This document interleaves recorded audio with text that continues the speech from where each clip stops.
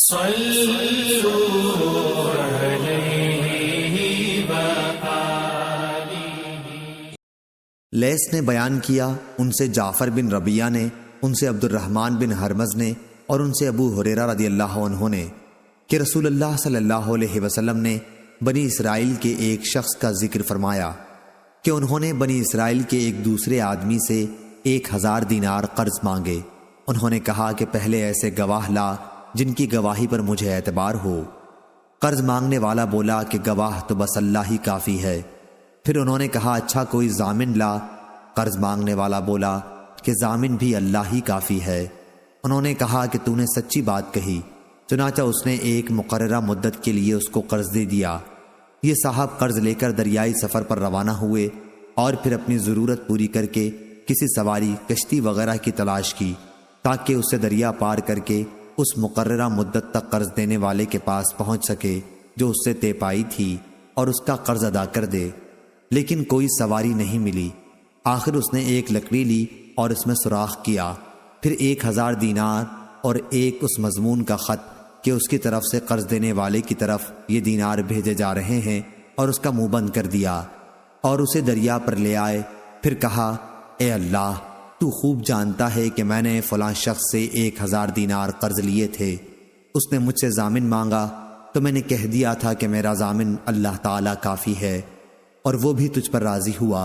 اس نے مجھ سے گواہ مانگا تو اس کا بھی جواب میں نے یہی دیا کہ اللہ پاک گواہ کافی ہے، تو وہ مجھ پر راضی ہو گیا۔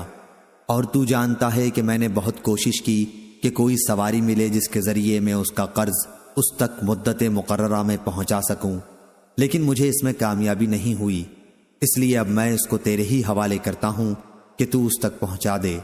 چنانچہ اس نے وہ لکڑی جس میں رقم تھی دریا میں بہا دی۔ اب وہ دریا میں تھی اور وہ صاحب قرضدار واپس ہو چکے تھے، اگرچہ فکر اب بھی یہی تھا کہ کسی طرح کوئی جہاز ملے جس کے ذریعے وہ اپنے شہر میں جا سکیں۔ دوسری طرف وہ صاحب جنہوں نے قرض دیا تھا اسی تلاش میں بندرگاہ آئے کہ ممکن ہے کوئی جہاز ان کا مال لے کر آیا ہو، لیکن وہاں انہیں ایک لکڑی ملی، وہی جس میں مال تھا۔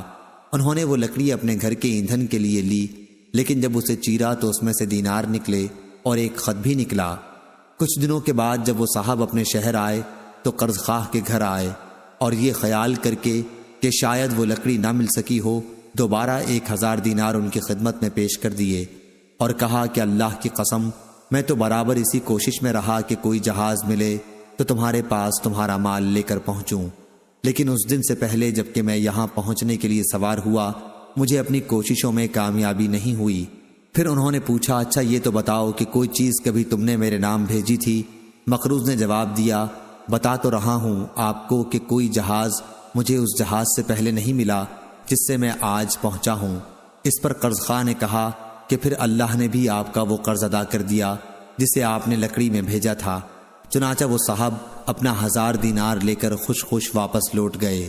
صحیح بخاری حدیث نمبر 2291۔